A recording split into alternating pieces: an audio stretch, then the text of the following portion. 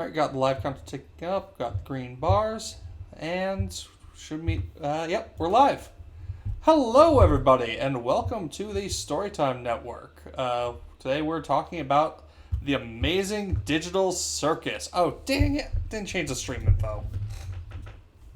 It's fine if it's not a proper stream without technical difficulties. Also, I'm here today. Would you mind, Fuzzy? Good sir? Oh, okay. That would require me to open OBS for the first time in 6 months, but I can ping Mill if you need me to. It's fine. no, I got it. Cool. But yes, joining us today is Shade. Hello, my friendly feral fairies. Alliteration's great. Also, a very good Kane impression. But yes, we're in light of the finale that just released on YouTube yesterday and was out in theaters 2 weeks prior. We're talking about the series overall, but we are probably going to go episode by episode because this is a very dense series with a lot to talk about. So much to talk about, holy shit. Mm-hmm.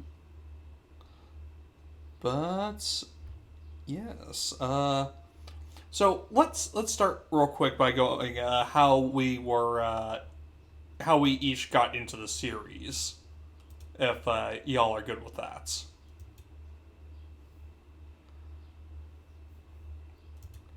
If you wouldn't mind starting, Shade.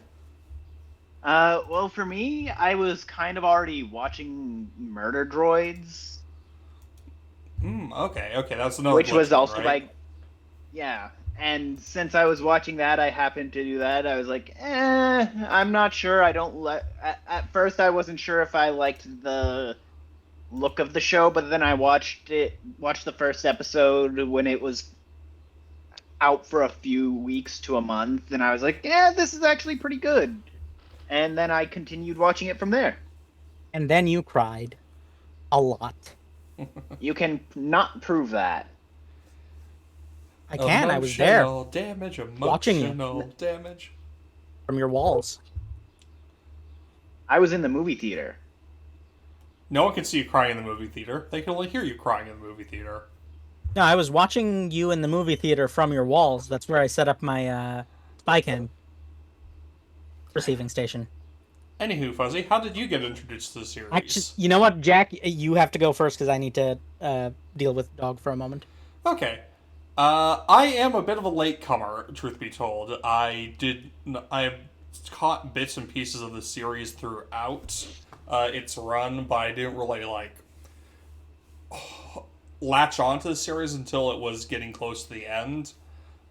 So I finally took the dive and watched through all the series that had been released at that point, not too long after episode 8's release. And then I was taken enough by the series that I basically bought a ticket to the finale screening as soon as I was able. As I was able to figure out what my schedule was. Abel's in 7th episode, though. Yeah, Or we're not wait, talking about 8. Abel right now. Hardy har har. Mine is somewhat unusual. So, one of my favorite old men YouTubers decided to start a channel where he is an old man who watches what the youngins are into. And so he watched the first episode of Amazing Digital Circus, and he was in. And so was I. So yeah, that was perhaps regrettable in hindsight, but you know.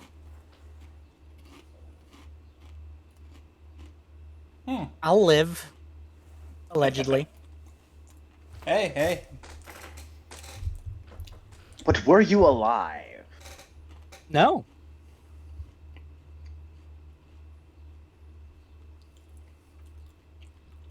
So, here is what I'm gonna do for my contribution. Y'all can decide. I think it's best if we go episode by episode. And what I have decided to do is I'm gonna pull up the TV tropes page for Tadsy. and go episode by episode that way. There's a lot to talk about. Yeah. Yeah. So, who wants to give us a brief summary of episode 1, just off the top of your heads? I am horrible at summarizing. Yeah. Episode 1 is Pomni is dropped into the circus, or rather, a person is dropped into the circus. She has no idea what's going on. She gets yoinked in, doesn't remember her name. Gloington. Yeah, I was just about to say that. Gloington, yes. Doesn't remember her name, and is given the moniker of Pomni. She Now, here's some interesting things. Apparently, the word Pomni is Slavic for either forget or remember. I forget exactly what. remember, I believe. Yes, so that's not some sort of literary device by the name of foreshadowing at all.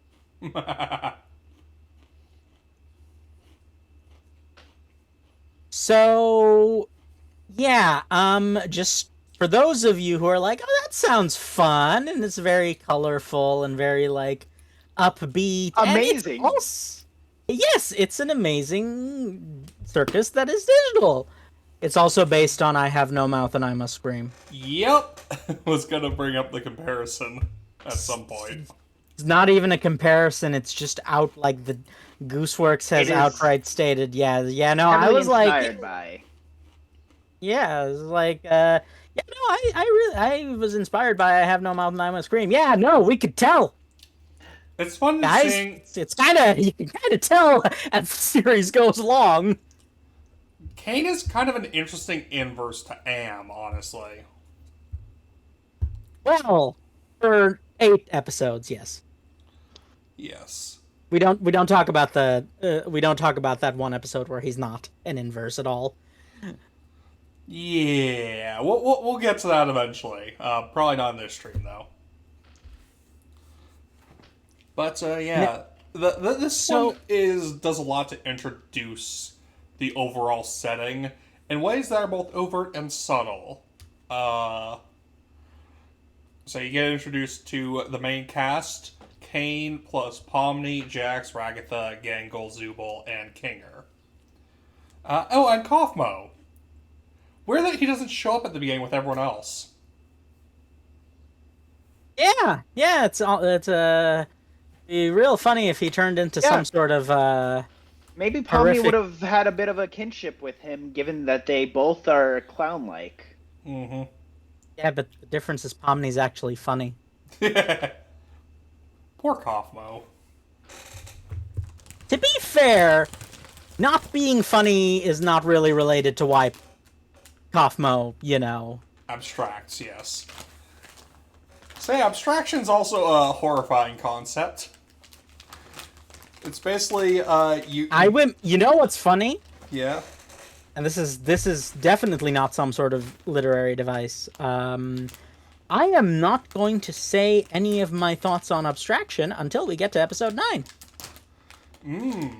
It does tie into episode 9 quite a bit.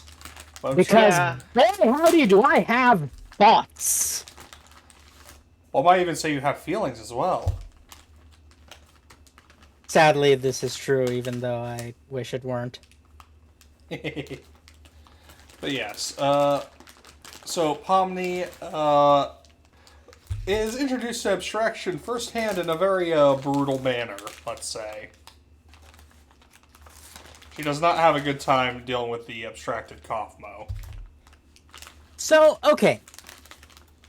Let us then, rather than just doing a point-by-point summary, talk to me about, like, the things in this episode that stood out to you versus the ones that didn't. It's very interesting seeing how the characters bounce off each other at the start, seeing, like, the initial formation of their dynamic, as well as just seeing how they interact with Kane at the start. And also how like Pomni is inserted into that for the first time as an outsider at first. Mm-hmm. The events of the episode do not. She has a bad time in the episode. Because you She can. has a bad time for quite a while. Yes. Please excuse me for one moment. I need to switch devices. Okay.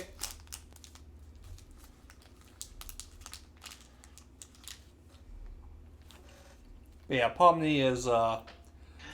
As one would expect when their entire life is thrown away into the trash and they are set to and she is brought into a new one where she has no choice but to just accept it.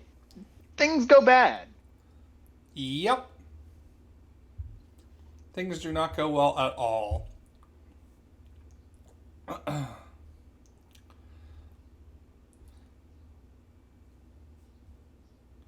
And, yeah. Meanwhile, so Pomni and Ragatha are the only ones that are really dealing with Kathmo at the start there. Whereas everyone else is off on their own adventure. Which is, it's a weird one. Where we show that Kane is the first part of where we show that Kane does kind of just ignores them and keeps going regardless of what everyone else says. Mm-hmm. It very clearly establishes that Kane is very much insensitive to other people's thoughts and needs. Mm-hmm. He is a one-track mind. Mm-hmm. Which makes sense because He's not He's not human. He's not human. He plans things out, and things will go as he planned them. Yep. Welcome back, Fuzzy. We were just talking about how the first adventure is a good establishment of how Kane is a one-track mind that will go with things regardless of everyone else's thoughts and feelings, and will just things will go as basically. he wants them. Do you know what's funny? I don't think. When was the release of like the pilot? October 2023, if I'm remembering right. Actually, that reminds me. I believe that this is today itself is the year anniversary of an episode. I think it was it the 5th or 6th? Episode 5. Just looked it up. Yeah, 6 was much more recent than that. Yeah. So, here's the funny thing. Episode 1, or pilot, was 2023, and that must mean that it was already in development by that point, right? The show? Mm-hmm. Yeah. Yeah. ChatGPT hadn't really taken off by that point. Yeah, it only really took off in like that one took Late off in 2023, yeah. But, like, you know what I mean, right? Like, Yeah. the... Creative. Yeah, it very accurately captures the flaws of an AI model like that and its quote-unquote creativity well before... Because I know these have been established problems, but it really did not hit the cultural zeitgeist until, like, the ChatGPT boom. What's funny is that Kane is a lot more advanced than any of the current LLM or generative AI models. Yeah, because Kane is actually capable of thought, unlike any of the current ones. Yeah. If left to his own devices, Kane would actually do things. Which is funny, because, like, it was developed in Windows 95. We'll get there. I mean, you don't even necessarily have to get there. We see little flashes of the equipment Right. Yeah. in episode 1. It's like you can tell just from how it looks the that office it's like space is literally super 90s coded because nothing is up to date. you could get a stock image of a 1995 office and you would get very similar images. Yeah, it's extremely... That, in fact, might have been how the place was designed initially, using examples like that. Oh yeah. Speaking of which, Pomni does go into the Office Space back rooms in the first episode, which is also very Oh yeah, funny it also considering what predates just the came out Backrooms by quite recently. a bit, or at least the popularity of the Backrooms. Though, Yeah. given the fact that Gooseworks is a known Tumblr entity, she may have already known about the Backrooms by that point. So Oh, she that's less of absolutely a It also surprise. kind of more reminds me of the Stanley Parable. If either of you know what the Stanley Parable is. I know Oh no, very no, little Stanley about that Parable one. is See, that's we need like 6 entire 5-hour podcasts to get into the Stanley Parable, but yes, I see the comparison. Okay, interesting. But basically, it's just oddly prescient, is all I'm saying, with some of the characterization of Kane. Yeah. And it is very much characterization. Now, here's the real question. In episode, like, yes, this is allegedly an ensemble cast. All cast members are equal, but as we all know, some cast members are more equal than others. Yeah, Yes. especially at different And points. and episode 1 is very much It's not Tommy is the super. main It's an character. Yeah, that's because she kind of takes, at least in my opinion, the place of the viewer to introduce the concept to us. She's very, I want to say the word useful in that regard, because like us, she has no idea what the actual premise will be I mean, until that's we see it. it's a one of the most useful tropes in the genre. How do you do exposition? By having your audience viewpoint character be someone who has no idea how anything works. Yep. Very true. Yep. The audience surrogate, I believe, is the trope name. Yeah, and but here's the thing. That keeps going for the next 2 episodes as well. So she is basically the main character for a full third of the series. I'd argue she is the overall main character of the series. It's Yeah. just she shares focus a lot more in the latter 2/3 than she does in the first third. And now here's my I would question. argue in the last episode, she shares the part of main character with Jax. Yes. Which is again a running theme, but no, here's my Yeah. question. Who would you describe as not a main character? That's a harder one because I'd say define main character. I'd say the 3 most important characters overall to the story are Pomni, Jax, and Kane. Yes, those 3 are Can very you much define the main character characters. for me. So, yeah, you know what? Jack will explain this better than I can. okay, so the main characters are the characters around whom the majority of the narrative takes place, is my understanding of the term. The Okay, supporting then I cast would say is basically everyone who doesn't get as much focus but is still like prominent, and then you have minor characters below that. I would say Kinger is a mentor character and a side character rather than a main character. Then Yeah. I don't Kinger want to say is Kinger is the Kakashi, but Kinger is an extremely important overall character to the story, but yes. His role is he doesn't develop much compared to the rest of the cast. He gets Yeah, because he's kind of already explored, done that. but yeah. He's important very much question: yeah. is Kinger a DILF? I mean, we've all seen the picture.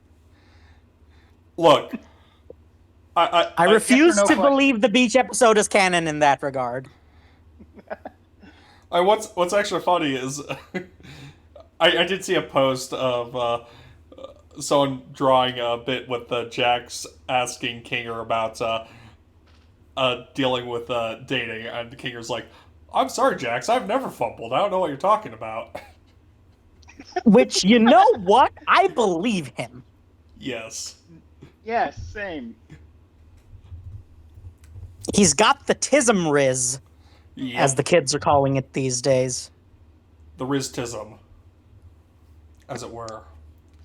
Quite. There is something very attractive about passion, and he is passionate about what he cares about. Indeed. But yes. It also helps that he's very good at it, too. Mm-hmm. Yeah. Passion, competence, general affability. He does What's it all. not to like? But yes, going back to the discussion of overall cast, I'd say the main characters are Pomni, Jackson, Kane, and the main supporting cast is the rest of the primary ensemble. I would say that Gangle is the least important, unfortunately. Okay, that's really funny because I actually disagree. Oh, please. But do go my on. answer is equally funny. Who would you say is the least important? Not counting Rags. Bubble. Oh, really? I disagree on that front. I think it's Zubul who's the least important of those three. Oh, so we all disagree. Yeah. See, I still think all of them are important overall. It's The thing is, though, the reason I think Zubul is more important than Gangle is that Zubul I don't think would abstract without Gangle. Gangle I think would abstract without Zubul. I don't necessarily know about that. We are getting a little bit off topic here and talking a bit more broad strokes, but yes, it is. I mean, hey, it's the pilot. You're supposed to do broad strokes exposition for the pilot. But yes, the overall narrative trajectory is not set up in the most straightforward way here, because there are some misleading bits and pieces. Jax actually does not get a lot of focus in the pilot, despite being extremely prominent in the overall story. And that is for reasons that make perfect sense later on. Yep. Okay, and but Jax isn't shown to be as bad as he is eventually shown to be. He's toned down, I would say, in the first episode. Which also makes a lot of sense in hindsight. Yep. You're going to be hearing that a lot, by the way. This is one of those series where there's just, like, it seems designed Things come together later. Yes. But no, I was actually going to say... JPEG. I was going to say, Shade has explained why Gangle is potentially the least important. Jack, what's your reasoning for Zubul? Zubul doesn't really get a lot of exploration or focus overall. Like, their deal is that they are mostly pretty put together, and they act as a pretty stabilizing influence on the rest, on several of the other characters, primarily Gangle. But they don't really get a lot of development or exploration compared to... Can I counterpoint that? Yeah? Zubul is the main reason why Kane goes insane. Yeah. That's kind of a big thing, because Zubul kind of... So, it's very interesting, because Zubul is a very complex character, which... Mm-hmm. Oh my god, I could never tell. No, in Zubul that... is very gendered. Yes. Yes, no, they are very gender, indeed. But the most interesting thing is that the reason I feel they are as put together as they are is because they are directing self-destructive tendencies in another direction. That being antagonizing Kane. Okay. Because we do see later on that Zubul does know that antagonizing Kane is a bad idea. Mm-hmm. But they continue to do it. They immediately realize they went too far at one point. But even before the going too far, it's pretty clear that they understand that, hey, maybe, like, antagonizing and actively rebelling against the godlike entity that controls our lives is maybe a bad idea. They're The one not with dumb. They yeah, realize it. maybe it is a bad idea to antagonize the one with infinite cosmic power that lives in an itty bitty living space. Phenomenal cosmic power, I believe you meant. Yes. Very true. But yeah, that's what I was getting at essentially is that that's kind of the reason I think Zubul has a lot more plot importance. Yeah. I think Is Kane would have lasted a few more years if Zubul hadn't been there. Yeah. I think it was inevitable, but Zubul drastically sped things up. Okay, Fuzzy, what's your reasoning for why you think Ragatha is least important? He is the character who has the least moment to moment impact. That's very vague. Let me explain. A lot of who she is and what she does in the story are either tied to things that happen off screen or things that happen in the past, which are also off screen. But she's kind of like her on screen presence isn't really that significant. I don't necessarily agree with that, though. Like, she plays a pretty big role in a lot of the first half of the series, especially episodes 1 and 5. And she is basically like. She's a very interesting counterpoint to Jax in the whole burying your feelings under a mask. She's probably the most prominent foil to Jax.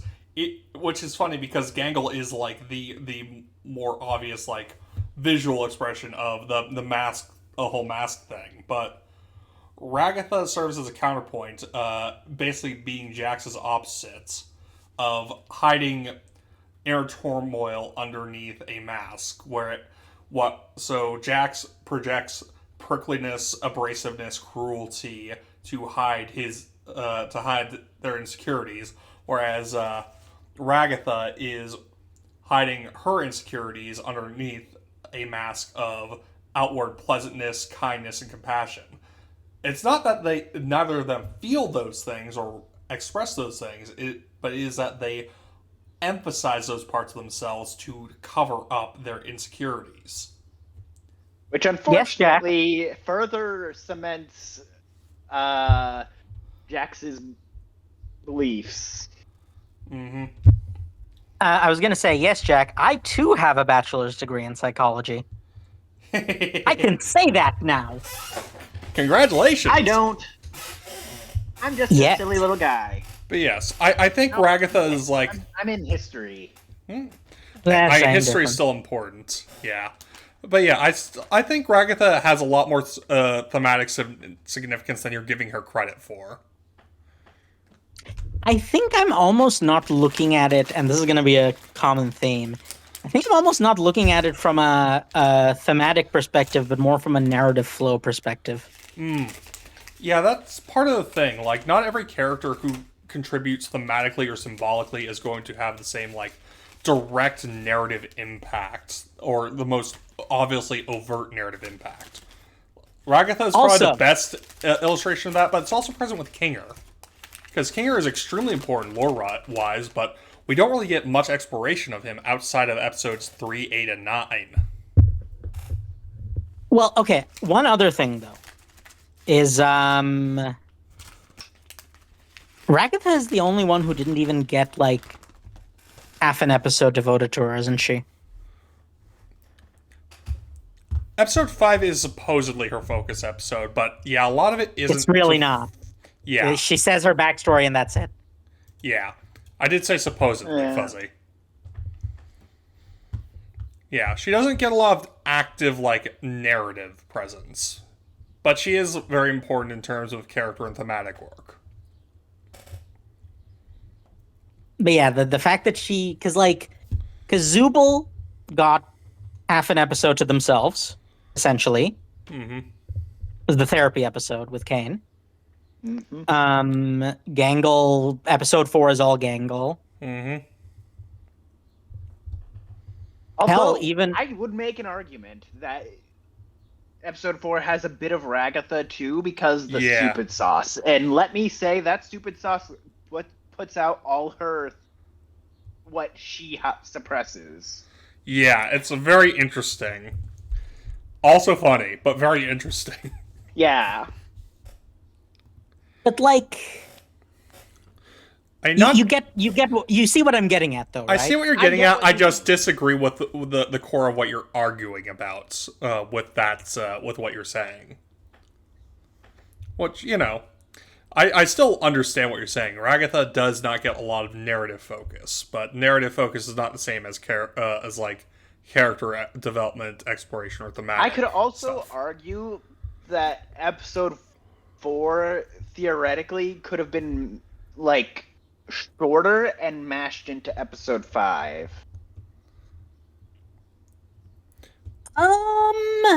We are getting a bit off topic at this point, though. Yeah, very true. But yeah, I think it is necessary to establish character roles and stuff like that. Now let's talk about Bubble. Like the fact that Bubble decides to lick up. You mean the freak? Yeah. What the hell is wrong with you? What the hell is wrong with you? Yeah. I mean, that's also, funnily enough, it's a far more complicated. There's a far more complicated answer to that question than we might initially realize. What's wrong with both of them? I think Bubble being voiced by Gooseworks certainly says a lot. I don't know what it says exactly, but it definitely says a lot. I didn't know that off the top of my head. I might have learned that at some point and forgotten. But honestly, based on Gooseworks' shitposts, I see it. I mean, bubbles do have a tendency to vor people. God damn it. Okay. And we all know how Gooseworks feels about vor. I do not, actually. Is she yay or nay on the subject? Apparently yay. Okay, then. Which also makes a certain scene in episode 7 make a lot more sense if you take my meaning. Mm-hmm. But yes, are there any other characters? Nothing outside the NPCs, really, I guess. Well, there's also the past characters and the very, very important Gloink Queen. Yes. Who is still a better mother than Ragatha's mother. Is that difficult? No. No, the bar is in hell, but still. Okay, here's a Speaking of question. hell. Okay, yes, we can talk about the cellar, I guess. Yeah. It's quite the image. Forward a bit. If we're talking about hell, that's episode 3. Yeah. So, okay. No, I actually did have a... Both of those, I guess, could be considered their own kind of hell. Mm-hmm. Though I would argue the cellar is more purgatory than hell. Mm-hmm. Now, here's my question. Why do you think the Gloink Queen kind of looks like an abstraction? That's a good question. Y'all ever notice that? No. I would say that is maybe Kane's idea of a monster, like something terrifying, because we never get to see his reaction to the first abstraction. No, there's a lot that's left unshown in the series overall. And honestly, that would have been the thing that I would have wanted to see the most. Is I've got a lot to say about that too. Don't you worry about that. I but would have that's, liked you know, to have. I would like, say, 10 to 20 minutes of the actual beginning of the digital circus.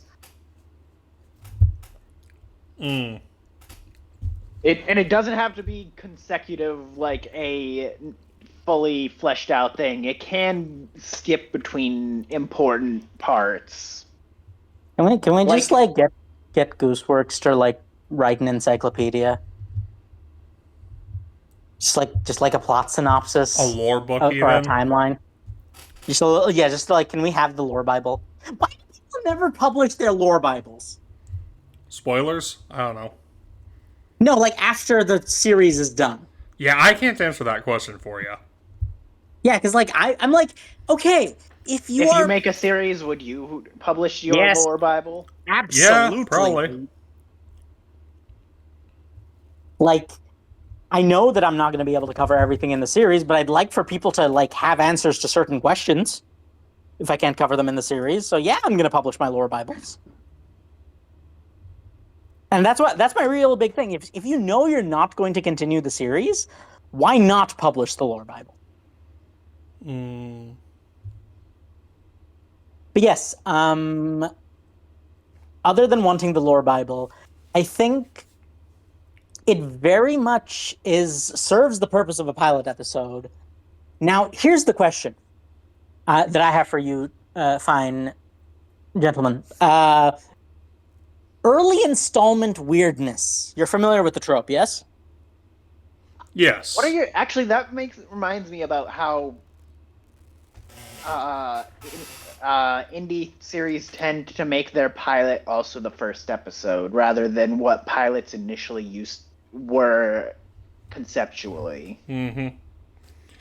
Yeah, It's because it bleeds over a little bit, because a pilot is not just a proof of concept, and especially in the indie space, when you're not as beholden to such a massive board of investors and ratings, you can afford to just make it your first episode and not change much.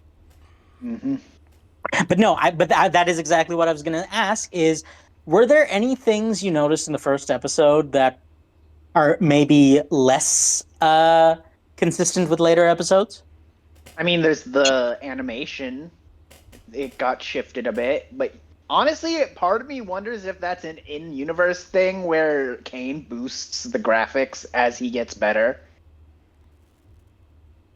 That would be a fun, Watsonian explanation for that, yes.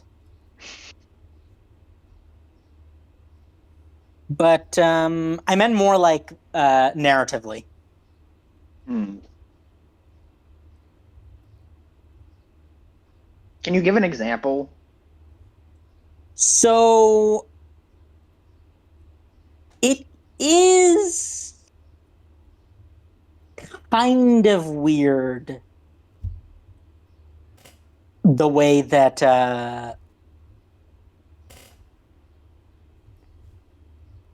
like the interactions and dynamic between Ragatha and Pomni do feel a little bit different from their characterizations in the rest of the series, even regardless of the fact that they had just met. I think Ragatha's interactions feel forced in a way that is different from how it usually feels forced, if that makes sense. It's very vibe-based. You mean forced in the later half more than it was in the first episode forced? Or well, I mean that like it's always a mask, right? But I just feel like the mask that Ragatha wears in episode 1, the way it is, not even the intensity, but the way that she wears the mask is slightly different. Like the personality she's putting forward in that mask seems slightly different to me in episode 1 than it does in later episodes. Okay. That's the sort of thing I mean.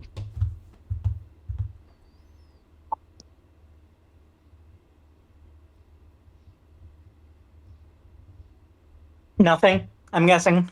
Yeah, I'm not thinking of anything else off the top of my head. Well, you could. That I guess that kind of also goes for Jax too, in regards to what we discussed earlier about how his mask's intensity is a bit different from episode 1 and later.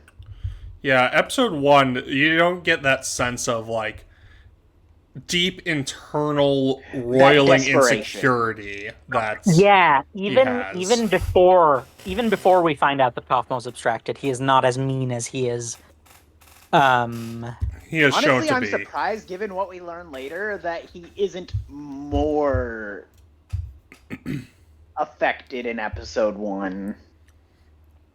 Well, okay, like what? Actually, yeah. We do see in episode 9 that we do get a brief flashback of showing him freaking out. After the fact, like indicating that he was, I feel like hiding his anxiety by in episode 1.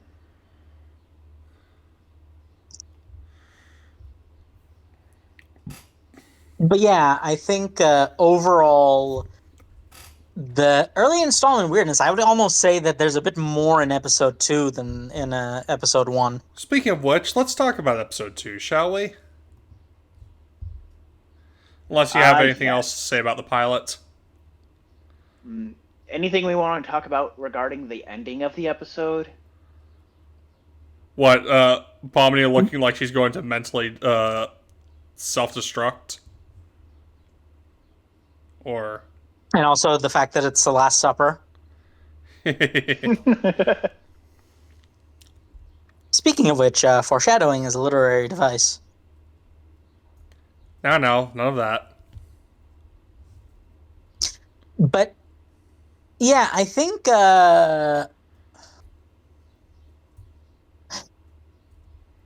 some of the things... Okay, I'm not going to say anything more because, as I've said, I will reserve my thoughts on abstraction until the end of the series.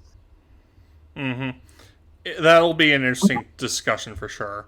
But episode 2, this is where we first actually delve into NPCs properly. We get a little bit with the glowing queen, but this is where it's explored in full. This is when we see the everyday of what happens, the norm, quote unquote.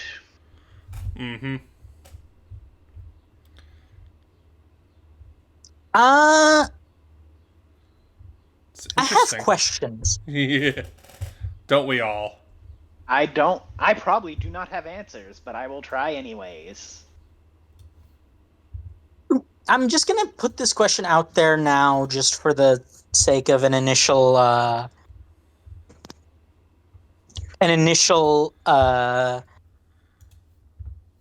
introduction, because it's going to require more discussion later on. But why is Gummy Goo? What is Gummy Goo? Who is Gummy Goo? Why is Gummy Goo? Y'all ask that, but you never ask how is Gummy Goo. Well, SMH. we know how Gummy Goo is. I know. And the answer is not good. Poor Gummy Goo.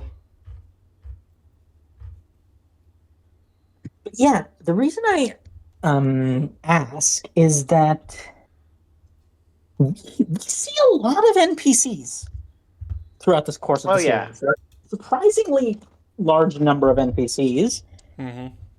But even in the context that they are capable of gaining self-awareness, it happens very quickly with Gummy Goo. Kane did explicitly say he was testing a new AI. Do you think that he decided to not use that version of the AI afterwards? It's I entirely believe possible. that is the implication. Yeah, I forgot that his comment about testing the new AI was this episode. So yes, I believe Gummy Goo was And also probably the a pilot. lot of I feel like the NPCs are split into two types: ones that are aware and ones that are not aware. Yes, or well, not even ones that are unaware so much as the ones that actually like have the capacity for thought and like emergent properties rather than just a something that goes on a pre-programmed script. Honestly, I feel like the Glink Queen is kind of in the former category. She definitely shows a lot more general independence of thought than I a feel lot like of the that other has to NPCs do do. a lot with NPCs that are within the circus itself and not within different worlds, quote Adventures? unquote. Yeah, but that Adventures doesn't explain worlds. Gumiku. Because, like, the moon and sun are also NPCs that are very much aware of reality. Well, I mean, I it's one of those things where you have to wonder how much is a cutaway gag and or just a throwaway gag and how much is actually plot relevant because uh, Kane seems to imply that that's a product of just leaving the NPC running for a long time, Yeah, which becomes which makes very important to Kane later in episode also 9. but it also like explains okay, I have thoughts on that too, but You know it also exactly what I'm talking yes, about. I know what you mean and I And that was something I am looking forward to talking about. yes, but at the same time it could have been handled better. Oh, for sure. Is very much a bit too out of left field. But yes, Yeah. um yeah, what I was going to say essentially is that the fact that they're left running for so long might be the case, but like the implication is that not really there with the glowing queen, though she's more of an edge case, I think. Yeah, I genuinely think that any NPC that is made within the circus itself can be considered a bit of an outlier. But also, given the fact that the glowing queen kind of looks like an abstraction, and Kane has a habit of reusing NPCs, The it's Gloinks also entirely happen to kind of look like Zubul. yes. So I was almost thinking it's possible that the Gloink Queen is a leftover NPC from the first batch. Very possible. And we wouldn't really know one way or another because that would require Kinger to, Remember. be sane. Or So at least yeah, remember. it's entirely possible that the Gloink Queen is a much older NPC as well. Yeah, one that came before any of the current cast besides Kinger. Because like even we only see really two large-sized NPCs in the series. Yeah, and Yeah, and they're in the first two episodes. Gloink Queen and Chocolate Lava guy. Well, The Fudge. The Fudge. not Who counting also the has a sun and the similar moon, of voice to course. who also has a similar voice to the Gloink Queen. I wonder Yeah, if that I guarantee that's a crack ship. I mean, this is an internet product. Rule 34 Yeah. exists for a reason. I am sure that We're not even exists. I'm talking not about that. looking. I guarantee that exists. I am not looking. Same.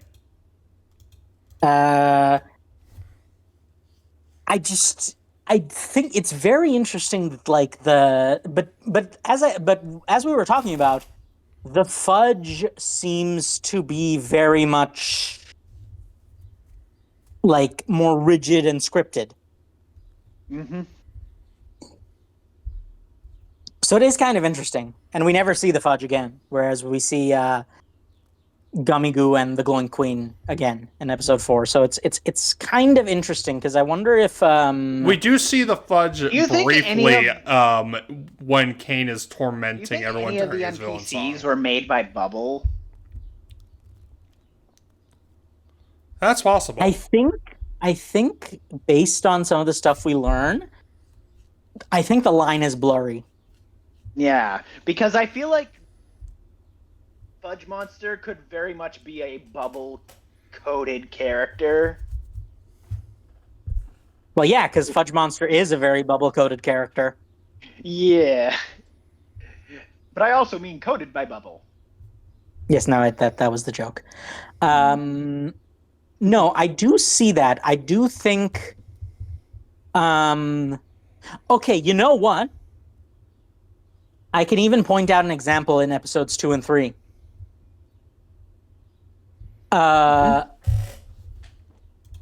There are characters who speak in a much more sort of whimsical or stilted fashion, and ones who just speak like regular people. So Gloink and Fudge and the Fudge, Gloink Queen and the Fudge are two sides of that coin. But another example I could think of is the Candy Princess and the Ghost Wife from episode 3. Ghostwife was who I was actually thinking you were going to talk about in episode 3. Yeah, they are very, very similar in terms of their role in the adventure, but they have very different ways of speaking and interacting.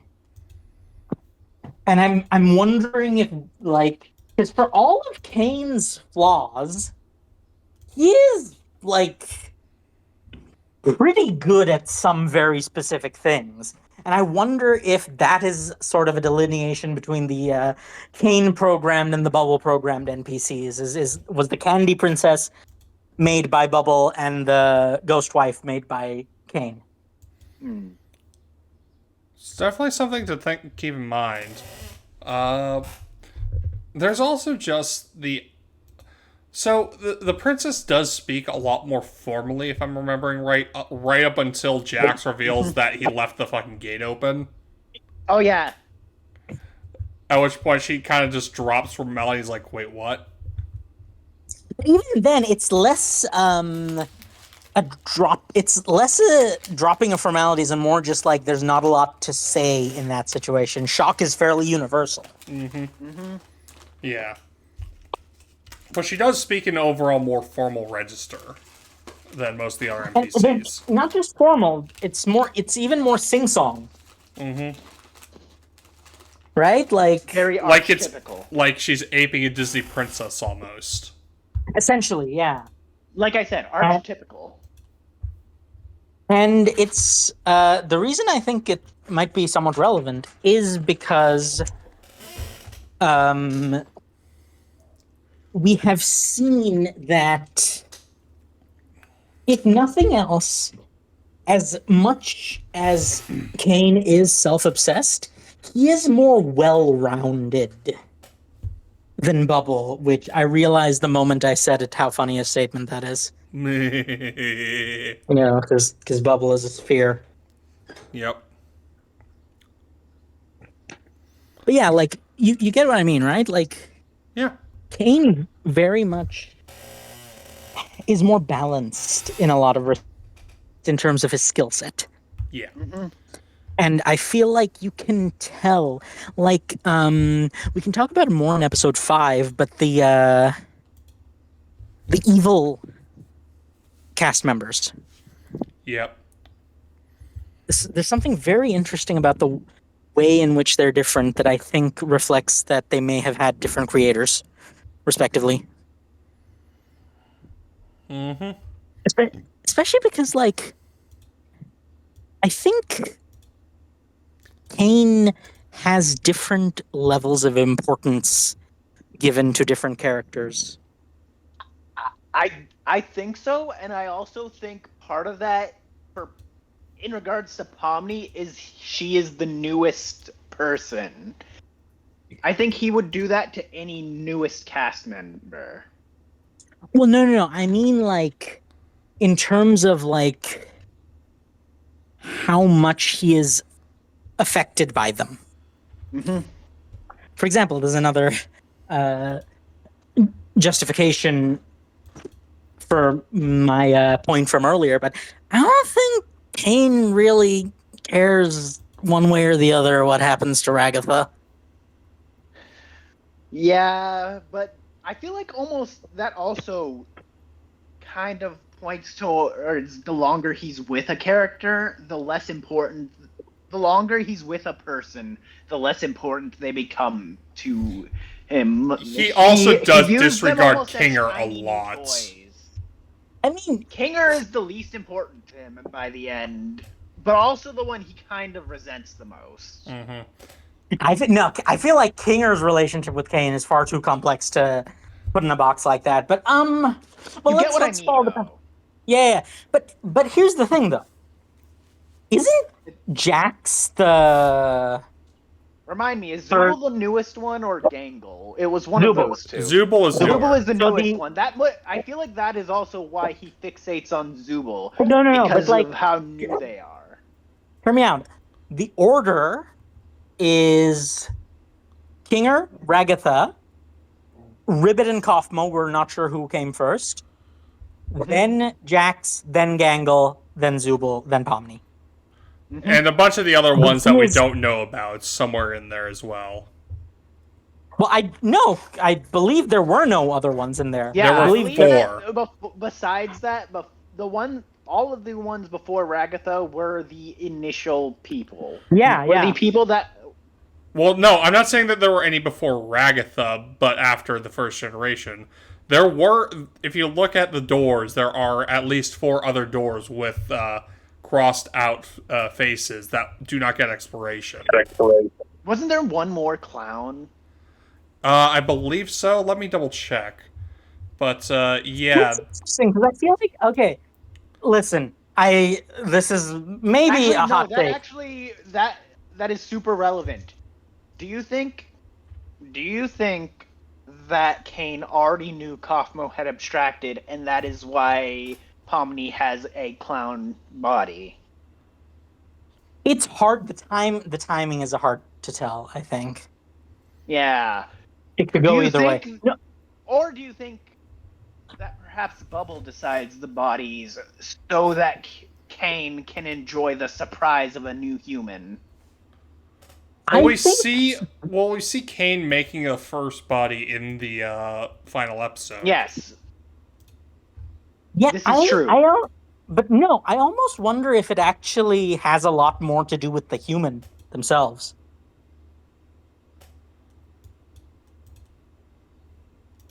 Because, like, we'll get into it more later, but I do have support for this argument. But no, okay. The fact that there were abstracted individuals in the second generation that we did not see tells me they needed an episode 10. Or at least some, like, a lore Bible or something to actually go into it, because, yeah. Because, like, But you yeah. the only way it makes sense for episode 9 to not show any of them at all is if they were all before Jax's time.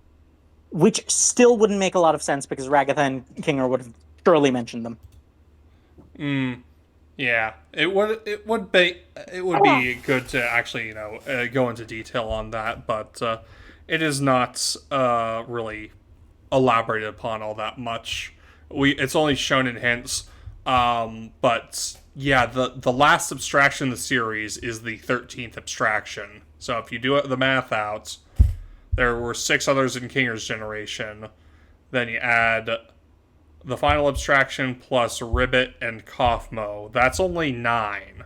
So there's 4 other abstractions. How do we know there's 13 abstractions? I believe people counted the number of abstractions spotted in the cellar in the first episode. Okay, I don't necessarily find that to be a reliable metric because... But it's also gone by Abstraction comparing... shapes and sizes and eyes are weird. Yeah.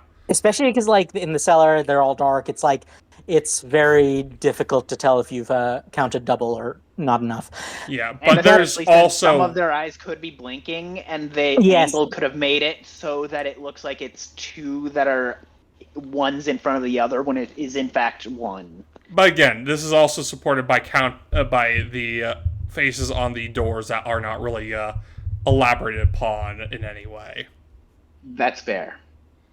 Because we get several faces on the doors that are not really mentioned outside of actually being shown. But we're on a tangent again. Any other thoughts on episode 2? I mean, we haven't talked at all about Gummy Goo.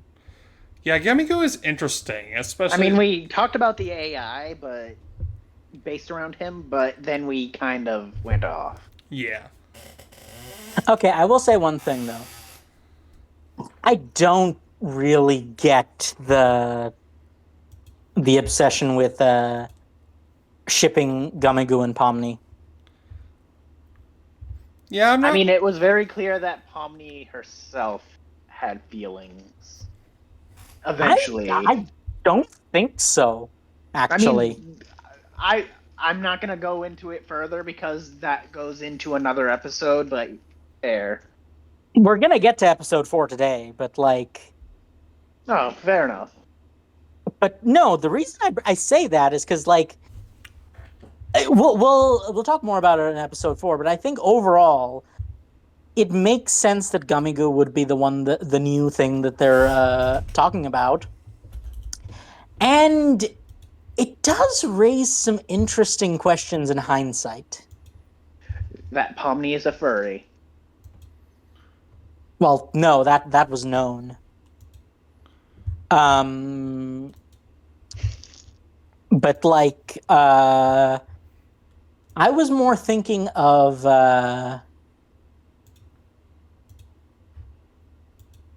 question of, can Kane even delete a human? We don't know. It's never really explored. I think he can, but that goes into episode 8 territory. Well, the reason I bring it up is because even at the end of the series, that comment about how it's not a good idea to get the NPCs and the humans mixed up doesn't make... you know what? Early installment He weirdness. could accidentally delete a human if he gets them mixed up. No, but early installment weirdness. Everything we see about Kane as the series goes on suggests there is no way he could possibly get them mixed up. He's too obsessed with humans to possibly make that mistake.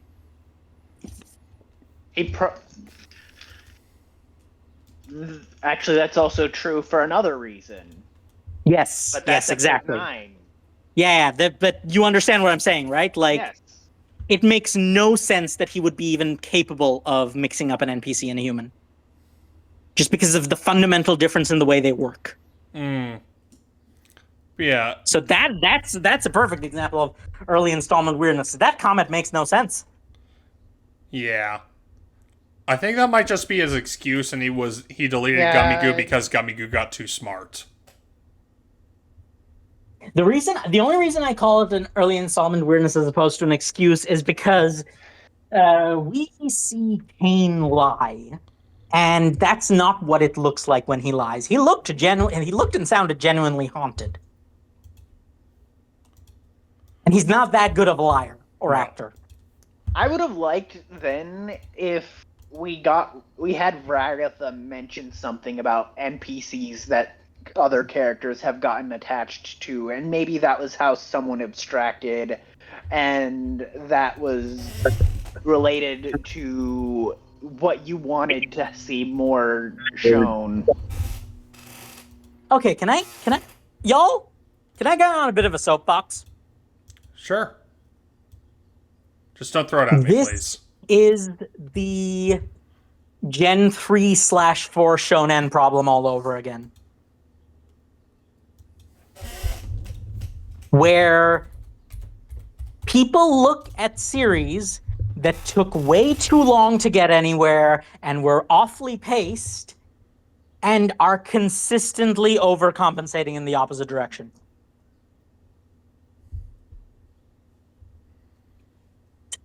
I know that like there's logistical concerns, but they really, I think, needed a few more episodes. I feel like the Do you series think it should have needed been like 12 episodes? Yes, I think 12 would have been a much more comfortable number for the series than 9. I kind of agree. At least I think there should have been a flashback episode. Or, as you said, flashbacks interspersed throughout. Mm-hmm. Maybe even from Kane's perspective. Mm-hmm.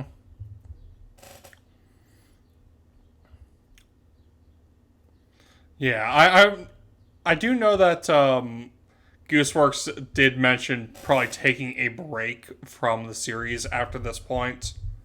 And can't really blame her for it, but yeah, it's You know what I am pretty sure of if I ever get that level of creative success? yeah. I am not touching social media. Oh, fucking same. I thought you were gonna say not use subtext like a coward. I mean that too, Well, but that's besides the That point. too, of course. But no, like I feel sorry for her. Like she has been through the I would ringer, not wish a fandom on anyone. especially not a fandom like that. I mean, that's just all fandoms. Mm-hmm. It's just that No. There's some uniquely difficult challenges that come with a fandom that deals with stuff like mental illness and gender. Fair enough. Because, like, the problem is if you only had to deal with the right-wingers, you could at least ignore them. The problem is that when you have the progressives also having zero media literacy. Why does no? Oh wait, no. I know nobody has media literacy anymore. Fucking school defunding bullshit. Anyways, If that was the case, then it would only be the American fans. Yes, I was gonna say, yeah, no. Europe is not innocent in this. mm-hmm. So it's clearly not a uniquely American problem. Granted, it's worse in America because everything is, but my condolences to the Americans. You're not wrong, but it hurts that you have to say it. Yep. Laughs in maple syrup. Anyways, back on topic. Any other? Yeah, I think just the way that this series is built and paced, it did Cries in corn. God. It did an incredibly good job with 9 episodes. But I think it just could have used at least, like, you know what? Give it, like, 11 episodes. You can be quirky. You don't have to make it 12. You can do an odd number of episodes. You but want like you want to go with 9 to 11? that is very funny for reasons I'm not going to get into on stream. Let's get away from the thoughts. As long as it isn't 6-7. Yeah. But yeah, I think the biggest issue that it runs into is that it delivers what it promises, but also, like, has more substance than what it delivers, if that makes sense. Kinda. Like, it's not that it's bad or lacking in any way. It's that it has things that, and I'm not even talking about unanswered questions. I'm just talking about, like, some of the character interactions and stuff like that could have a little bit more room to breathe. I think one thing that might have been good is even if they didn't have more episodes, they had little shorts interspersed in between. That also might Yeah, have been good. Like like shorts showing the things that are happening when the main story honestly, isn't going forward. I would have been happy with just like storyboard style comics. That also would be good. There are shorts. There are The little thing that short I think about, episodes. the thing that I think about with the little comics is the little things in One Piece at the beginning. Oh, Yes, the the cover Omakes. stories, yeah. Oh my case, Yeah, the yeah. Omakes from the cover stories. Yeah, I think it could have used a bit of that. Yes. I do think they wouldn't have been as onerous to do as a whole episode. Like even it wouldn't have even had to be like a comic. Just a single image. Maybe once every couple of weeks. Right? Just a single image depicting a single scene or interaction. That could have helped flesh it out a lot more. As it is very much lean to an almost excessive degree. It, for the sake of efficiency, it cut out all the fat, but the problem is that fat is flavor. You can have a little fat, just as a treat. I'm right here.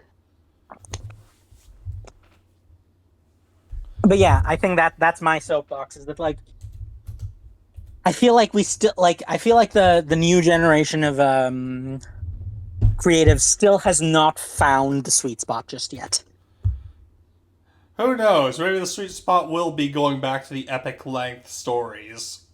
Who fucking I knows? I mean, One Piece has proven that it can be done. Yep. So I don't feel like One Piece is gonna be done again for another 50 years though. no, I was gonna say that is very much a case of skill issue. Other people can't really pull that off, and that's entirely because it's a skill issue. Also, I feel like Oda himself is pushing himself a little too hard in some cases. He is really busy on fucking everything because he's also hell. We're off topic live again. action. We're off. Yeah. But yeah, Episode 3. We're going on to episode 3, which is the scary horror one. episode. And holy fuck, Ooh, the mature episode. you know, it's funny. I imagine, like, based off of later insights, Zool may have asked for a mature adventure just in a Just sexual for the sense. sex. Yeah. That is very possible.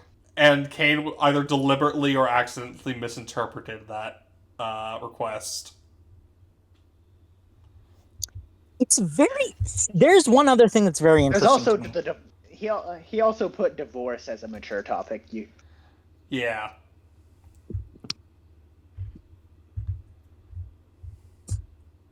I was gonna say something. Is that the interesting thing is that in hindsight, this almost feels like a turning point, kind of. Mm-hmm. Because, first of all, it is very interesting to me that even the people who have adapted after a long time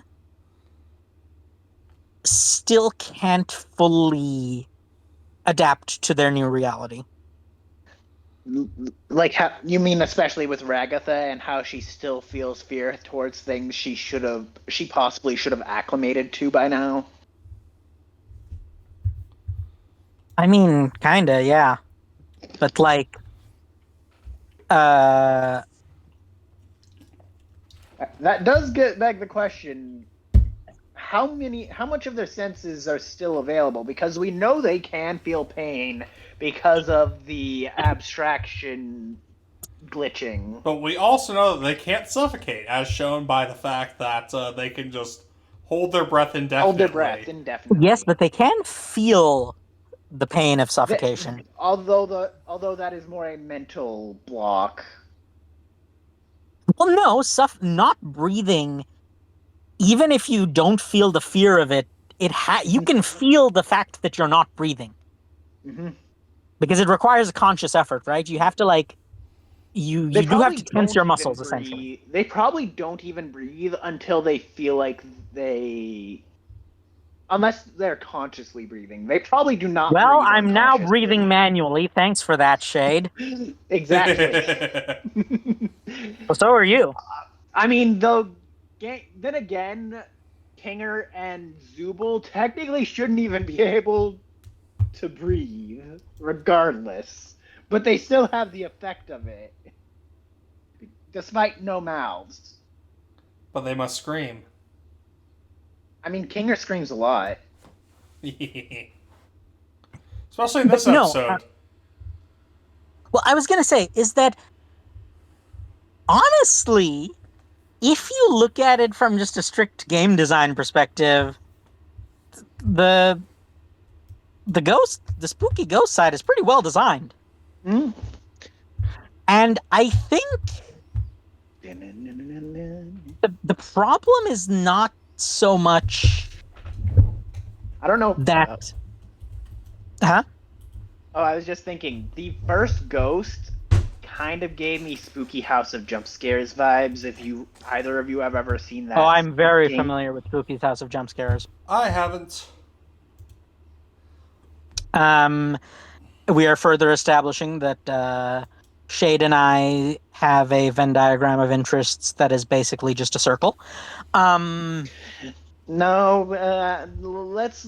There's Hunter x Hunter. Listen, okay? You're allowed to be I wrong know. on You're things. allowed to have bad taste Yeah, at least exactly. once. You are allowed to have that. Yes, you are definitely allowed to be wrong about whether or not Hunter x Hunter is I good. will now Anyway, act as a conductor once again to get this train back on track.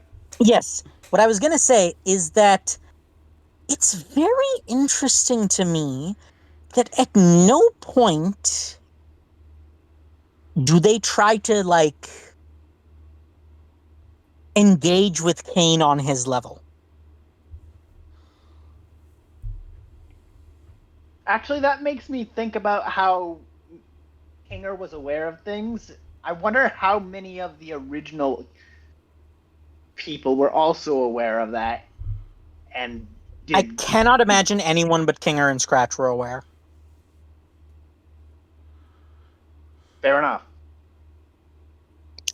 Um, but no, the reason I bring this up is that like they always treat Kane as either an antagonist or an equal when he's really neither. He's a child. He's a literal infant. Mm-hmm. Mm-hmm. Which is why he thought that. Actually, that actually goes into why his ideas of maturity. Because he's a kid. Mature. That's a, Although the one. Yeah, I'm also thinking about how his swear sensors work too, with that sort of. well, I'm gonna be real with you. I think the swear sensor is entirely a Kane original. Mm-hmm. But no, the reason I like no one ever treats him like I mean, okay. It makes some sense for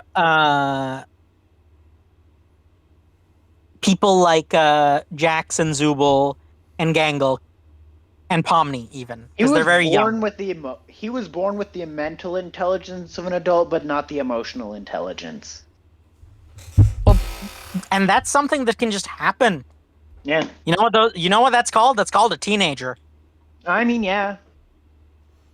And even some particularly Looks at Jax. like even some particularly autistic children. Yes, hello, I'm the autistic children. Are like far ahead of their peers in terms of reading level, but their emotional intelligence is still at the child level. Or sometimes Like- some people are even lower on the emotional intelligence than people that are their peers. Listen, you don't have to call me out like that. But yeah, that's basically what I'm getting at, is like, it does make a certain amount of sense, but like, the implication is that they've been there for a long time. So, if It's I'm just- remembering the timeline right, Kinger and his group got dropped in the late 90s. Yes. Then Kinger spent about a decade alone before Ragatha showed Yeah, up in and- 2008. and- The series and takes Queen place was the in... last abstraction before Kinger was alone. Yes. We don't know the exact timeline on that. All we know is that Ragatha shows up in 2008. Scratch was the first. Queen was the Do we last know- before Ragatha. Do we know if 2008 is confirmed? Yes, I don't remember where it was confirmed, but I remember seeing it somewhere. It would have been in episode 8 probably. Yeah. But also, per word of Gooseworks, the series takes place in 2017. So Kinger was in that thing has been in the thing for about 2 decades. 22 years. But that also means that the entire series, from beginning to end, takes place in at most a year. Yes. But what With a lot of what it I'm heavily skewed to the last 2 episodes. But what I'm basically saying is that the second gen, over the course of 9 years, no one to like engage with Ken as if he was a child. Hell, no one in the first generation who knew more and had You'd more think information. that Scratch would have probably treated him like their kid. Actually, that annoys me again because we don't know nearly enough about Scratch as we should. No, we really don't, do we? It's one of those things where, okay, All we know This about is gonna Scratch is get that in- he was a genius and he had a tumor. And we know that Kane did something to him, Yes. which never was elaborated on. Nope. I actually have some thoughts in writing that are relevant to this conversation. If I can just go find those. Because while I did not have notes, I was yapping about this with someone.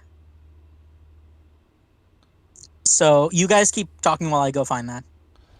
Yeah, going back over to episode 3 in general, it does some really interesting stuff with horror as a whole.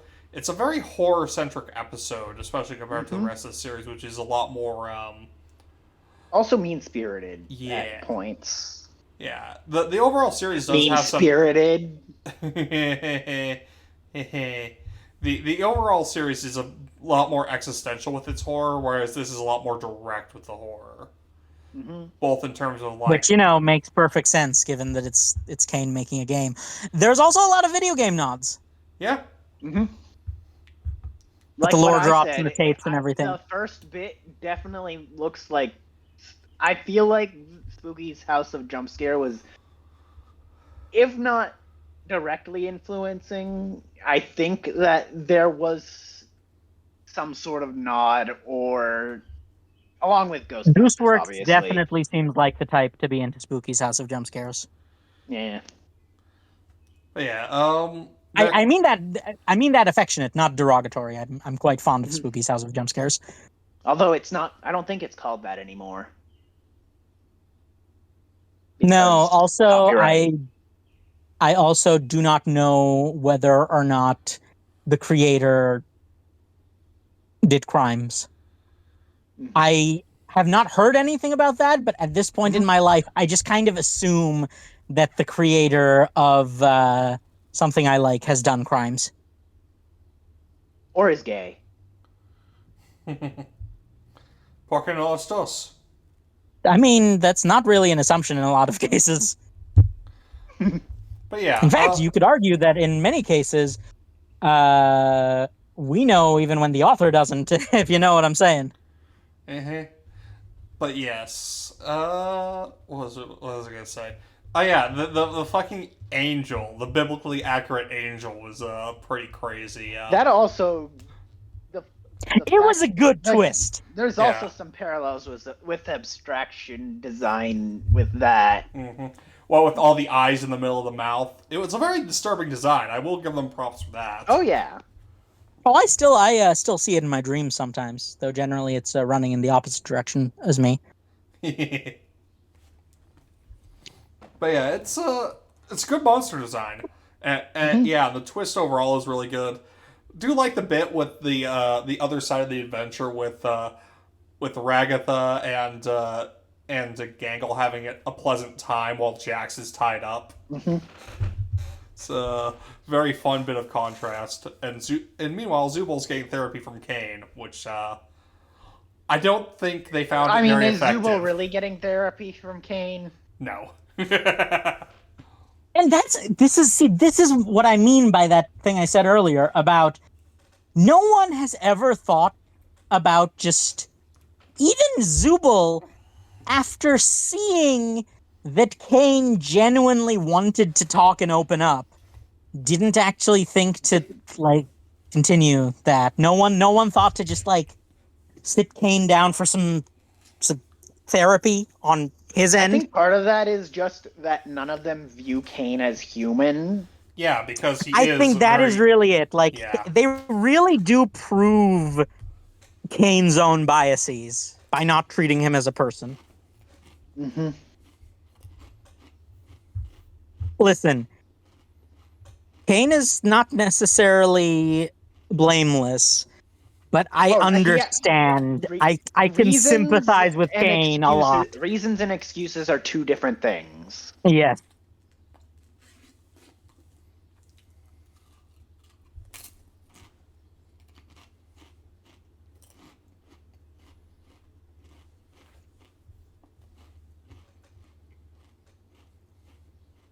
Actually, hang on. I think I may have expressed it myself. Oh?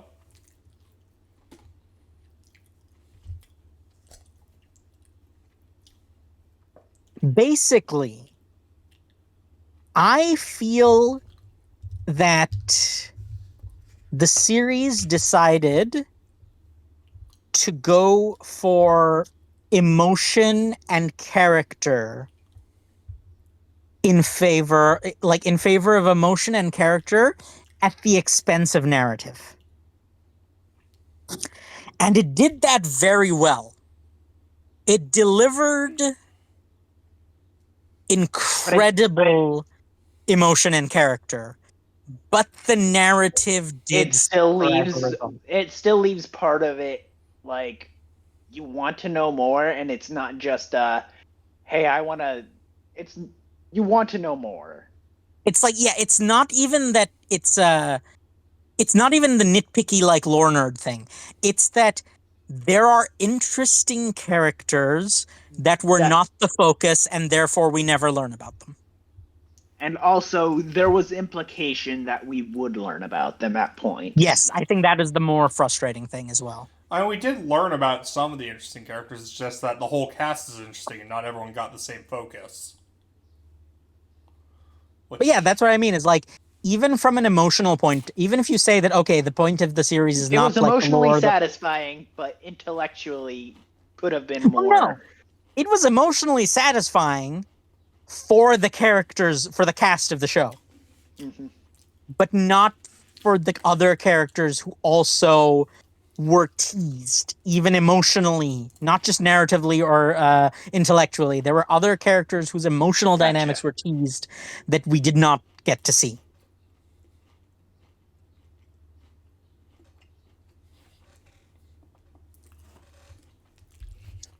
So yeah, I think this is one of those series where you could have gone in a number of different directions. Mm-hmm. And That any of reminds them... me about how there were rumors before the finale's release, how people thought there was going to be an alternative ending. Oh, I'd never trust those rumors. Those are I almost don't always either. false. It was a desperate. That is always out of desperation for more.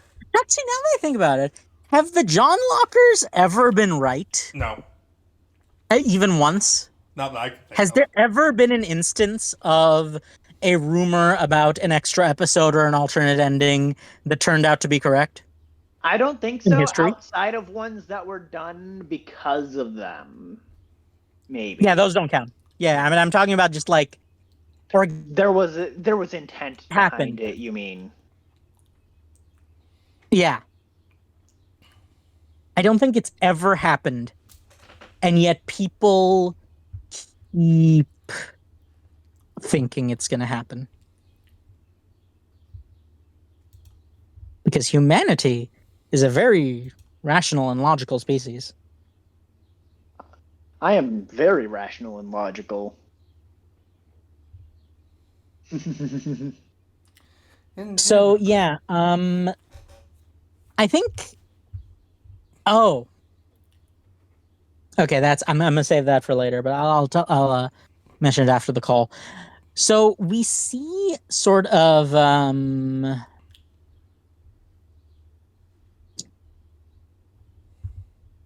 the first hints that Kinger is perhaps not just the gag character. Mm-hmm. Yep. Actually, we technically saw a bit of that in episode 1, I think. 2. There was... No, I mean, in the Gloink Pit, or in the darkness in there. I think... I can't remember the exact thing that happened, but there was a moment when he was in darkness and he spoke very differently than he normally did for the rest of the episode. Episode 2 as well, with the bucket on the head. Yeah. Mm-hmm. Which turns out to be important later. Okay. Here's another thing that really, like... Yes, it's the literary device and all that. Here's another thing that really pisses me off. 9 years of people knowing, and just out of coincidence, only when Pomni shows up does anyone notice. 9 years Ragatha didn't even think about asking him once in his lucid moments. And never made the connection that he's slightly different in the dark. Like, I kind of understand. Because... I mean, I understand less because there was a period of time where it was just him and her. Yes. No, like, the only reason I say I kind of understand is because I have a bachelor's degree in psychology, kind of. And PTSD does things to you. Mm-hmm. Especially CPTSD, which is what Ragatha has. Fair. And what's interesting is that human beings are contradictory. For all of Ragatha's fawning behavior, and this is something very common with CPTSD, she is very self-centered. Very true. In the sense that she has to be the one to help people. No, not only that. She tends to think bad things happening are also exclusively because of her. Yep. That is true. Right? And so, and always it's a matter of she has a hard time seeing outside of herself. And so it can be difficult to be observant about other people in the way that Pomni is, simply because anxiety is very much an external stimulus mental illness, whereas PTSD and CPTSD are very much more internalized, if that makes sense. So it makes sense that Pomni pays extra attention to others, whereas Ragatha aims to please, but on her terms. Does that make sense? Mhm. It's what You causes a can lot of see her that. friction. You can see that a bit. You can see that a bit in the gun episode. It's a chronic. Yeah, that was- It's the chronic people pleaser thing that certain victims of abuse tend to take on as an attitude. well, yeah, it's the four Fs: It's the fight, fawn, flight, freeze, yes. fawn. Yeah, it's the fawn. But no, even in episode 4, Mhm. with Gangle's comments about Ragatha, right? Ragatha Yeah, treats everyone the same to an excess. She is it's why it's the classic failing of equality versus equity. yeah. She What fundamentally does not understand. She treated Jax the same way she treated Pomni when things were going wrong for each of them. Yes. And it's implied that she treated Gangle in the same way as well. And probably When Ribbit. Yeah, and that's the issue, and probably Kaufmo too, really. Yeah. But that's the issue, really, is that when you are traumatized, you can fall into certain patterns and be less flexible and adaptable, and not realize, oh, hang on, maybe different situations require a different coping mechanism. Mm-hmm. Maybe she just does what seemed to work on her mother with everyone else. Pleasing. Yeah, well, no, like the specific way of pleasing. Because remember, even when for people pleasing, even if you're just trying to tell people what they want to hear, not everyone wants to hear the same thing. Yeah. And that's, I think, the connection that She thinks Ragatha and a lot of other people with trauma fail to make, is that they don't understand that. she deals with things the way she knows, and she only knew one thing before she escaped her mother. In many senses of the word. Yeah, I think In at least two ways.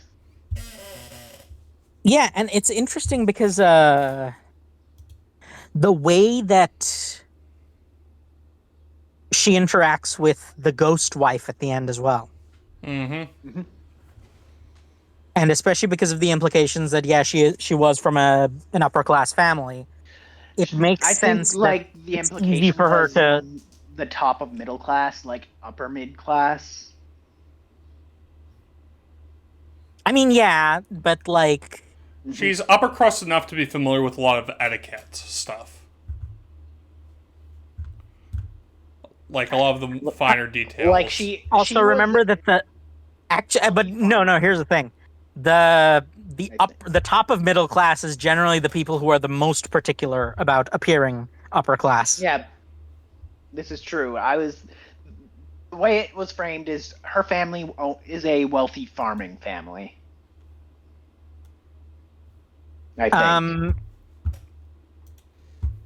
They had a ranch at least. Mm-hmm. But yeah, I think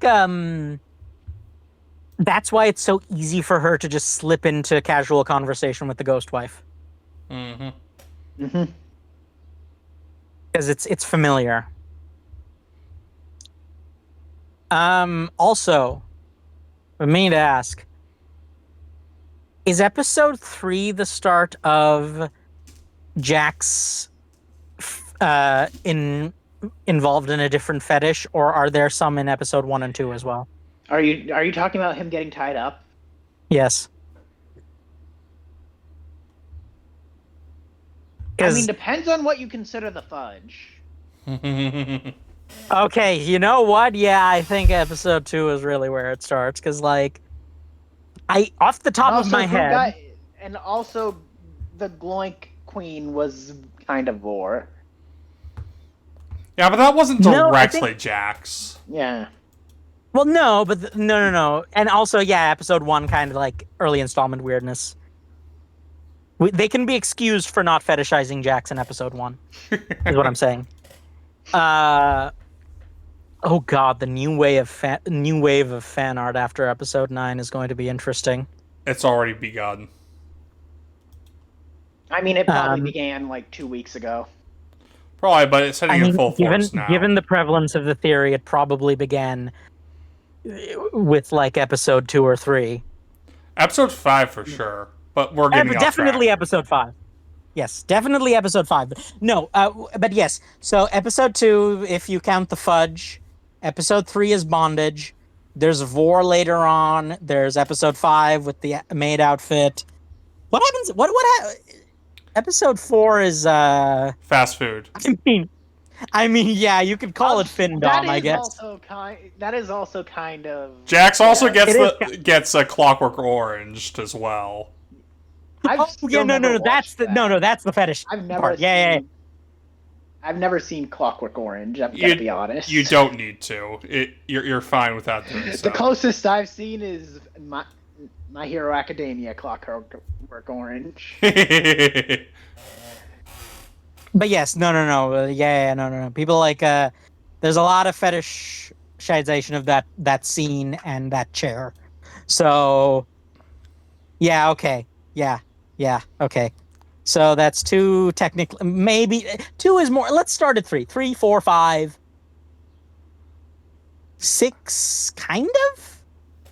What are you thinking in 6? Joking. Yeah. Joking, biting. Kind of a few things in 6. 7 is Vor. Yep. Let's not talk about 8 and 9 just yet. But yes. Yeah. Speaking of episode 4, though, do you want to go into it now? Because Well, actually, I was gonna say, can we get a time check? we are at an hour 40. I think we can do 4. We can do 4. We can do episode 4. Yeah, Yeah. we can do episode 4. Let's call it an episode 4. Though. Yeah. And that also goes with our plan of 4-3-2. Yeah. But yeah, so episode 4 is, out of all the episodes so far, it's the one that's most focused on the member of the cast outside of Pomni. It's very much the Gangle episode. Mm-hmm. Yeah. If you just watched 4, you would think Pomni is a secondary character. Mm-hmm. Pomni's only real role in episode 4 is she only does a couple things. She tries to stalk Gummigoo and find out what's going on with him, and then Would you like? I would like to argue that is not actually Gummigoo. It is a copy of him. Yes. Regardless, I do. And then she helps out towards the end. She helps out Gangle towards the end with dealing with her breakdown a little bit. Bipolar disorder is a hell of a drug. Yep. Okay, here's my question. Shade, is this the episode you were talking about where you want to kind of justify the idea that possibly Pomni may have caught feelings for Gummigoo? Yeah, she legitimately, I remember her legitimately blushing towards Gummigoo. Somewhat. You may be misremembering. Also, she does have big red circles on her cheeks. I think I might be misremembering, but No. She definitely She definitely feels like she has feelings.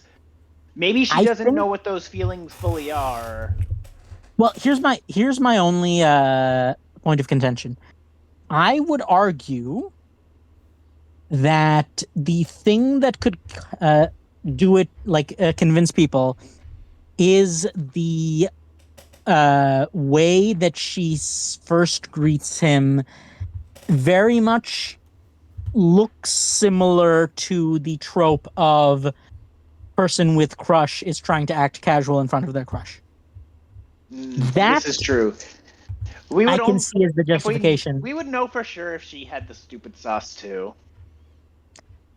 But yeah, that's why I say I think that is what makes people. And also what Stupid Sauce Ragatha says would make some people think that, because Stupid Sauce Ragatha also says that she's flirting. And the thing is, that we don't really like have text in that regard. And I'm good. Look, let me be brutally honest. Do you really think Ragatha is exactly the authority on No. what is and is not flirting? No, not at all. But it is that is also that wasn't my main reason. That is just something I think since you brought up the Yes, idea of things that people would think because like, as reasoning. That wasn't my reason though. because as nice as Pomni is, she very much does take time. She is nice to people, but she does take time to warm up to them. And to me, her actions towards I Gummingu in episode 4, kinship because they both wake up in a yes, new reality. and also the associated trauma of, hey, this, I think I've made a friend. Oh, he's dead now. I mean, I can see Gummy arguments. Gummy Goo is the closest thing she has seen to what the others have felt from abstraction, you could say. Essentially, yeah. Because, like, loss is loss. Mm-hmm. I thought Lost was a meme. I mean, it is. If I mean, Sorry. You did, okay, yeah. Yeah. Also, if you think about it, the idea of crushing on a gummy alligator is also just kind of memey. I mean, I've seen it argued that Pomni has romantic subtext with Gummy Goo, with Jax, and with Ragatha at various points. So, like, No, that's that. No, like, I'm pretty sure, like, I think Ragatha might. no, like, there's been romantic subtext, like, at least, like, 3 or 4 characters have had romantic subtext with Jax. yeah. I mean, the only one. Look, the only things we have for certain are Kinger and Queenie, and of course, I'm sorry, was that Shade? I said Kinger and his wife. Yeah, Kinger and Queenie, and one other that we will probably talk about a little bit on the later 2 streams. But no, what I was gonna say is, like, so yeah, Jax has had romantic chemistry with Ragatha, Pomni, Gangle, Ribbit, and don't tell me you cannot see the beginnings of a crush / hate sex type relationship between Jax and Zubul. I can kind of see At it. least one-sided on Jax's end. I also think his Now, what about the tease with him and Ragatha is probably also one-sided. What? Let's not forget the Gooseworks being Jax and Boa thing. Look, they could have a polycule as a treat. Actually, now that I think about it, I almost feel like Kane had a crush on Jax too. So it's like, listen, I don't really assign romantic attraction. I don't think of any Kane kind to knows what. Kane. I don't think Kane is capable of that. At least not as he was in the show. Kane also has a very strong aversion to like all things sexual, from what we see. okay, well, okay. First of all, I didn't say anything about sexual. I Second know. of all, I'm just building on what I've been saying. Second Like, of all, I think he's somewhere possible A-spec. Bubble. I would believe that Bubble had a crush on Jax. Possible. We don't know what goes on inside that bubbly brain of his, though. I don't think most of What us brain? want to We can know. see right through him. I don't think we want to know what goes on in Bubble's head. No. I mean, But getting back to the episode proper. I mean, yeah. Getting back to the episode proper, though, episode 4 is very much delving into Gangle's head. People with ADHD get into a stream. Yep. But yeah, Gangle's head. Gangle gets the force to joy mask, and yeah, you really see what bipolar disorder does to a motherfucker. And the fact that it doesn't break, but it still cracks, but it doesn't. Mm-hmm. It's a lot of stuff going on with Gangle and her psychology, and just what makes her tick. And yeah, it's interesting for sure. Like,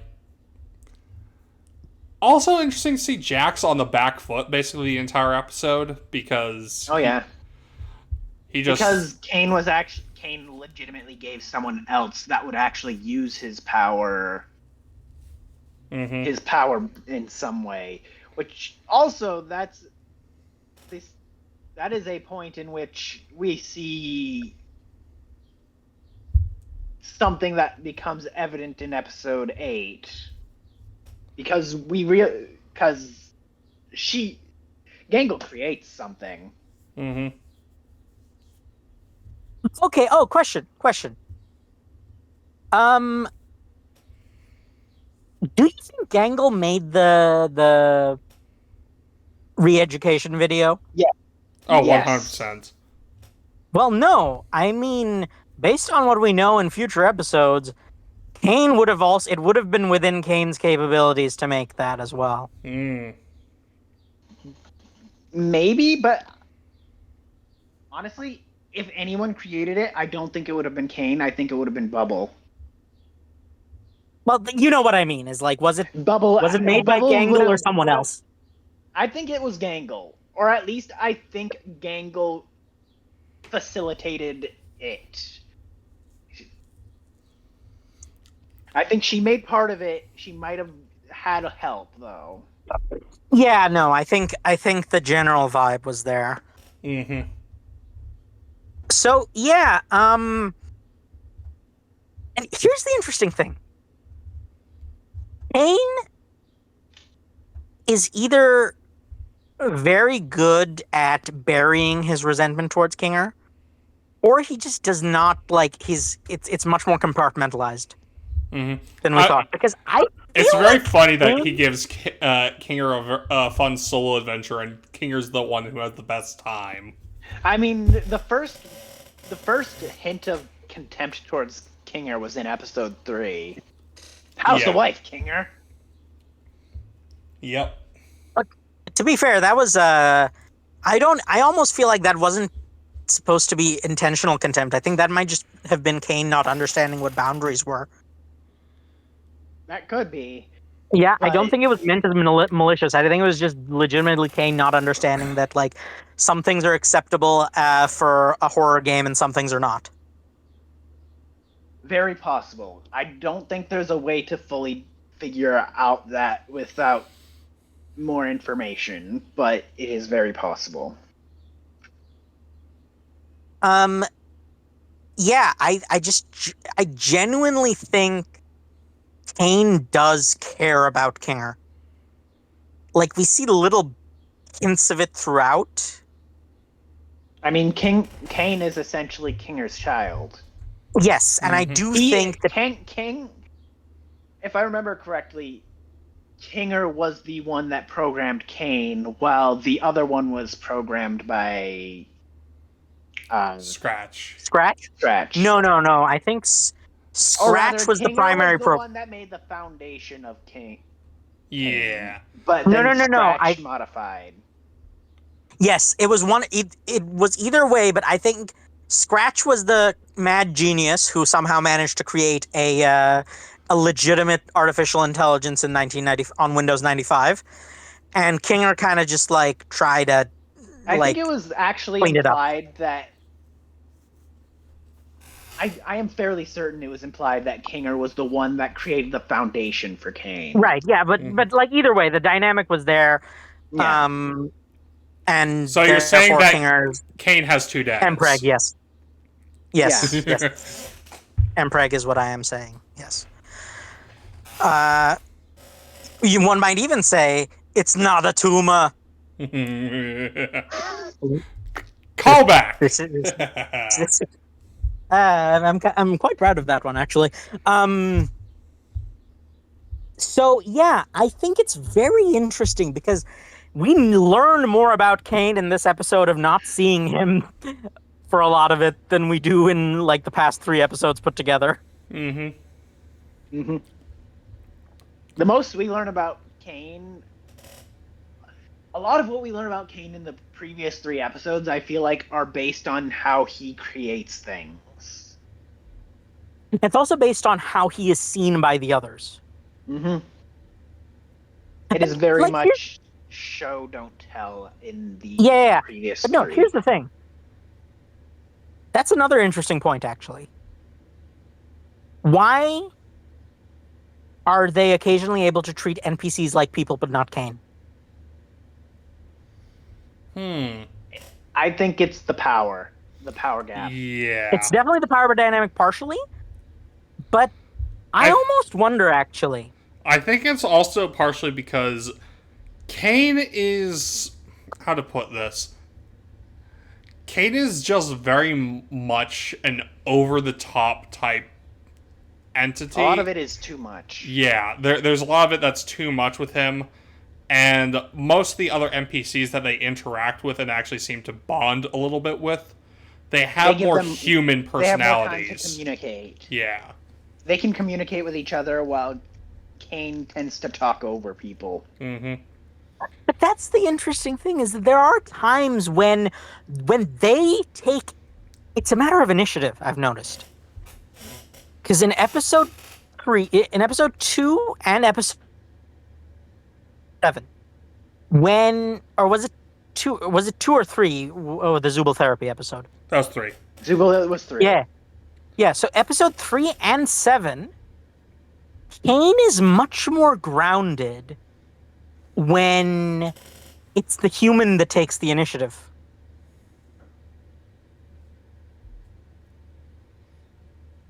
Yes, it's almost... Kane also had trouble taking what the human was saying seriously. Well, no. What I mean is when the human takes initiative, but makes it about him. Mm-hmm. Right? Like the lunch date between the lunch date with Jax and the therapy with Zubul, when Zubul was willing, like when he was just talking to Zubul, not listening. Because he's not good at listening, but the way he talks to people. Yeah, no, he is all mouth and he never stops screaming. But yeah, he talks to NPCs, or he talks to people during the adventures in a very different way than when he's talking to someone off the clock. He's a lot... I wouldn't say he's fully subdued, but he is a lot more subdued when he is not... He's more subdued, even if he's not necessarily talking about things you understand. He's still, like, trying to engage, like, to engage you, still. And that is another thing that just makes me wonder why, over the course of 22 years, did no one just try to... Okay, I do have a theory in that regard, but that's for later. I feel like Kinger probably did for a while. No.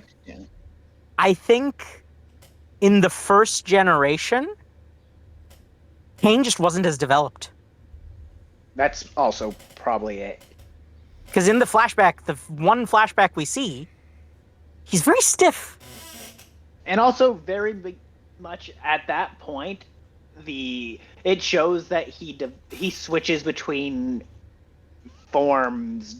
It's pretty direct what happens in his transition between styles. Whereas in the second generation, while he might be more receptive to it, I guess no one had the thought to try, and Kinger wasn't really in a headspace to point them in the right direction. Mm-hmm. Because, like, what I was gonna say is, I wonder if Pomni had showed up earlier, Kane would have stabilized or, like, if gotten better much faster. Pomni showed up before Zubul. Not even before Zubul. I almost wonder if Pomni had showed up before Jax. I say Zubul specifically because... We can save all this theorizing for after we talk about episode 9, because that's where a lot of that meat is. But speaking of meats, the stupid sauces. bit was Yeah, the foot and mouth sauce. the definitely not a drug sauce. It's very funny that Ragatha, the most quote unquote put together of the group, is the one who gets drugged out basically immediately. No, that's just realistic. It is, but it's also funny. Um, And also, Extraordinarily funny. I feel like Jax might have. It might just be me, but I feel like Jax, seeing the way she acted and the way he replied to her being in that state, makes me feel like he's seen that before. Mm. To be fair, he was also the youngest. It's entirely possible that he just was around stoners in high school. Yeah. He specifically said drunk, though. Yeah. Same difference. He Yeah, also keep if I'm remembering right, he tries to get a rise out of Ragatha, and she just does not really respond to the way he's expecting, which just leaves him just utterly befuddled. which is part of what leads to his downfall. Yeah. But, like, also, he does say possibly the most fricked up thing you can say to a depressed person, to Gangle. Oh yeah. What? I liked you better when you were sad? Yes. Mm-hmm. Just, Yeah. I honestly... Jax is not... Go ahead. It's interesting, because, like, near the end of the episode, Gangle looks like she's about to lose it. It's entirely possible she might have abstracted then and there if it wasn't for Pomni. The situation is I wouldn't be ambiguous surprised. enough that it could have gone in a number of different ways, but it's possible. I think especially because it surprised me that Zubul left.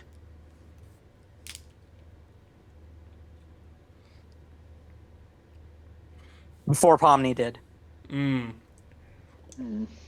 It's like, genuinely, I think it would have been worse for Gangle if it had been Zubul and not Pomni in that situation. Yeah. But I genuinely am shocked that I think that's also.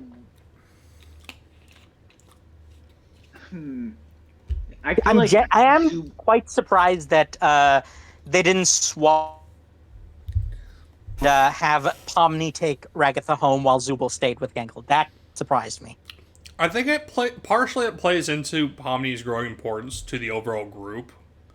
But also, like, I feel like the way that Gangle and Zubul's relationship is played, I think Gangle might have freaked out more if Yes. That's Zubul why I had said it seen would have been her worse. at her It would have- nadir. It unambiguously would have been worse if it had been Someone she Zubul. admired, It just surprises me. you know? Yeah. And Yeah. But also, to be fair, this is also pre-character development Zubul. Mm-hmm.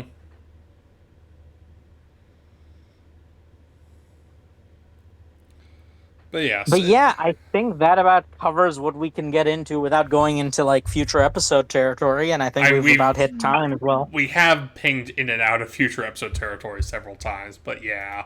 Yeah, but, like, never, like, ADHD. in depth. Listen, yes, we have. When you put 3 people with ADHD in a call together, what do you expect? Something. You expect something. If only we had a person that Wrangles if only we had us. a water bottle. If someone had a magic water bottle that could squirt us each where we are. Oh, like a super soaker. Yeah. And just like, no, bad. Mm-hmm. Spray bottle, yes. But yeah, I think... I thought for a second that you were going to say, if only we had someone neurotypical on the call with us, and I was going to counter, we don't know anyone neurotypical. Yeah, I don't think we do. I don't, at least. It's yeah. I theoretically do. I think. I think I might, but like no one on our server. If you have to say you think, the answer is probably no. Yeah. But yes, I think we should probably call it here, unless y'all have anything else to add. No, I think we're gonna have a lot of stuff to add during our final. Yeah, This is we shaping might up do to a be a good brief. three-parter. We might do a brief recap of 4 when we start 5, just to, because I feel like 5 is really a continuation of 4. Yeah, Because it has the, yeah.